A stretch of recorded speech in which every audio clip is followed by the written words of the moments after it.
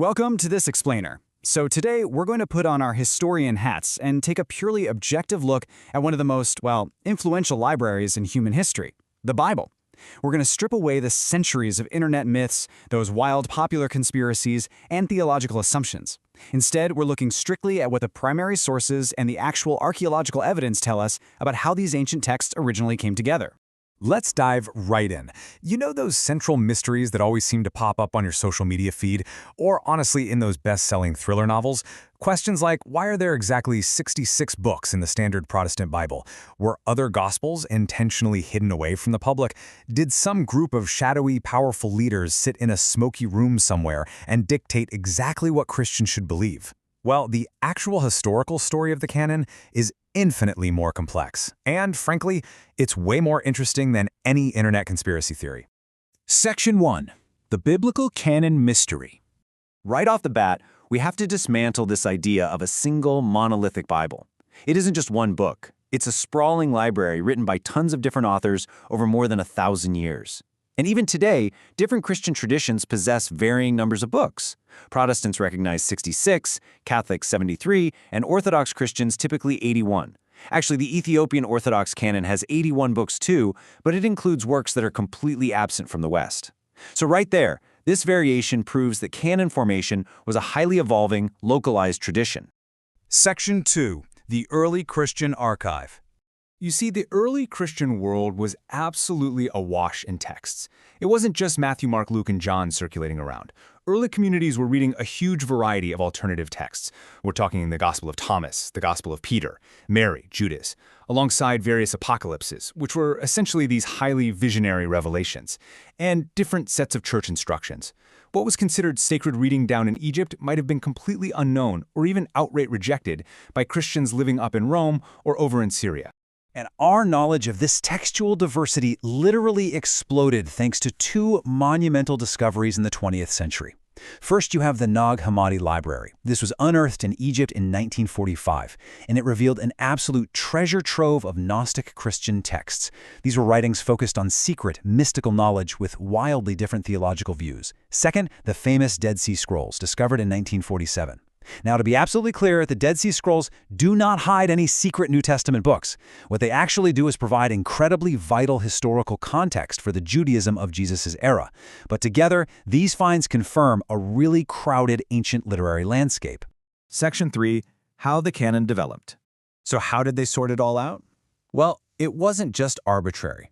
As historians, we can see clearly in the surviving writings that early church leaders applied some pretty rigorous, logical criteria to evaluate all these documents. Step 1. Apostolic origin. Basically, was it written by a close associate of Jesus? Step 2. Was it consistent with accepted teaching? Step 3. Did it actually have widespread use across different geographic regions? And Step 4. Historical reliability. A lot of the rejected books, like the Gospel of Judas, failed these tests simply because they were written centuries later and reflected entirely different newly invented theologies. Because of this rigorous filtering, recognizing the 27 books of the New Testament was absolutely not an overnight decision. It was a really gradual, organic process that was debated and refined over several centuries. You have figures like Irenaeus in the 2nd century defending a four-gospel core, and then Origen and Eusebius cataloging disputed books in the 3rd and 4th centuries. Finally, you get Athanasius of Alexandria in the year 367 listing the exact 27 books used today. But surprisingly, this definitive list wasn't some grand legal decree. No, it was literally just tucked into his annual Easter newsletter to local churches. It was the quiet culmination of a centuries-long evolution of consensus. Section 4. Fact-checking internet myths. Now, an absolutely crucial part of historical work is cleanly severing popular fiction from documented fact, especially when it comes to Emperor Constantine. I mean, you've probably heard the myth. Constantine and the Council of Nicaea in AD 325 sat around a big table and literally voted on which books belonged in the Bible. Historically speaking, this is entirely false. There were no ballots cast for the Gospel of Mark. We actually have the surviving documents from that council. The reality is they convened to resolve a very specific theological dispute about the nature of Christ. The biblical canon, it wasn't even on the agenda. Because of this hard evidence, we can also definitively dismiss all those sensational claims that shadowy families secretly controlled early Christianity, or that the Bible was entirely rewritten to hide the quote-unquote real history. The quote here perfectly summarizes it. The story of the Bible is not one of a single meeting deciding everything overnight. The historical reality is one of a vast, decentralized network of communities having intense debates and carefully preserving manuscripts over hundreds of years. Think about it. Because we have thousands of ancient manuscripts from widely different geographic regions, coordinating a centralized secret rewrite would have been practically impossible. Section 5. History versus personal faith. Now, there is a really critical boundary for our methodology here. Historical investigation, which is exactly what we've been doing today, deals with studying ancient documents, analyzing artifacts, and corroborating events. We can track exactly how manuscripts spread and how communities eventually formed a consensus.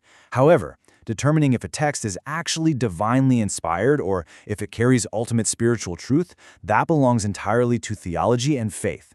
Historians can tell you exactly when a book was accepted and why, but history cannot prove or disprove its sacredness. That remains entirely a matter of personal belief. So, whether you approach the Bible as sacred scripture or simply as a genuinely fascinating collection of ancient literature, understanding how it actually came together gives us incredible insight into human civilization. I'm going to leave you with this one thought to chew on. How does understanding the messy, decentralized, centuries-long history of a text change how you read it today? I really encourage you to dive into the primary sources yourself and always approach both history and tradition with relentless curiosity. Thanks for joining me on this explainer.